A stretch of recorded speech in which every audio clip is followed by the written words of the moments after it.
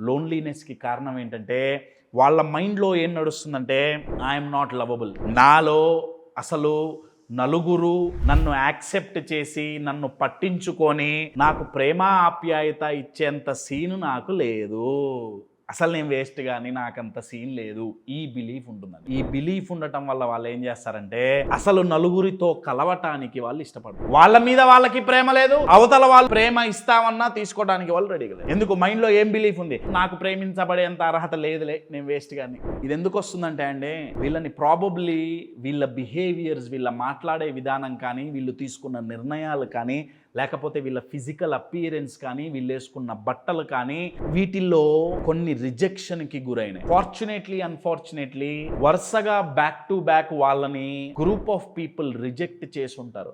అందుకే వాళ్ళ మైండ్లో ఏం బిలీఫ్ ఉంటుందంటే నేనంటే ఆవిడకి ఇష్టం లేదు, నలుగురు నన్ను ఇష్టపడాలంటే అసలు ఆ క్వాలిటీసే నాలో లేవు. ఇక్కడ రెండు రకాలుగా ఉంటుంది. ఒకటి ఏం చేస్తారంటే ఐసోలేట్ అయిపోతారు, ఎవ్వరితో కలవరు, తద్వారా లోన్లీనెస్కి గురవుతారు. లేదా నలుగురిని కలుస్తున్నా కానీ ఒక మాస్క్ పెట్టుకొని కలుస్తారు. మాస్క్ పెట్టుకోవడం అంటే కరోనా మాస్క్ కాదండి, వాళ్ళ ఒరిజినల్ సెల్ఫ్ ఏదైతే ఉందో అది చూపించరు. ఎందుకంటే వాళ్ళ మైండ్లో ఏమనిపిస్తుందంటే నా ఒరిజినల్ సెల్ఫ్ నేను చూపిస్తే అంతకుముందు రిజెక్షన్ వచ్చింది కదా, కశ్యప్ మరి కరెక్ట్ కాదా, ఒరిజినల్ సెల్ఫ్ చూపిస్తే రిజెక్షన్ వచ్చింది కదా, కాదనట్లేదండి. కానీ మీ ఒరిజినల్ సెల్ఫ్ని చూసి అప్రిషియేట్ చేసే వాళ్ళని మీరు ఇంకా కరవలేదు అని గుర్తండి. చాలామంది రిజెక్ట్ చేశారు, ఎస్ అండి, నేను ఇందాక చెప్పినట్టే చాలామంది రిజెక్ట్ చేశారు, కానీ అందరూ కాదు. బాగా గుర్తుపెట్టుకోండి, అన్నం బియ్యం అంతా ఒకే గిన్నెలో ఒకే లైఫ్ ఒకే కండిషన్స్ మధ్య ఉడుకుతుంది కాబట్టి ఒక్కటి చెక్ చేస్తే సరిపోతుంది.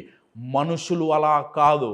ఒక్కొక్కళ్ళు పెరిగిన విధానం వేరు, ఒక్కొక్కళ్ళ నమ్మకాలు వేరు, ఒక్కొక్కళ్ళ వాల్యూస్ వేరు.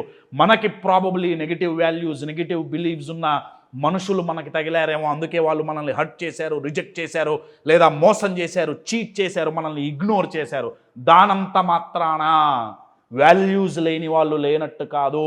ఇందాక అన్నం ఎగ్జాంపుల్ కదా, మరి ఇప్పుడు ఒక ఫోన్ రోజుకి కొన్ని వేల ఫోన్లు ఒక కంపెనీలో తయారైతే ఒక ఫోన్ని క్వాలిటీ చెక్ చేసి అన్ని ఫోన్స్ని మార్కెట్లోకి వదిలేస్తారా?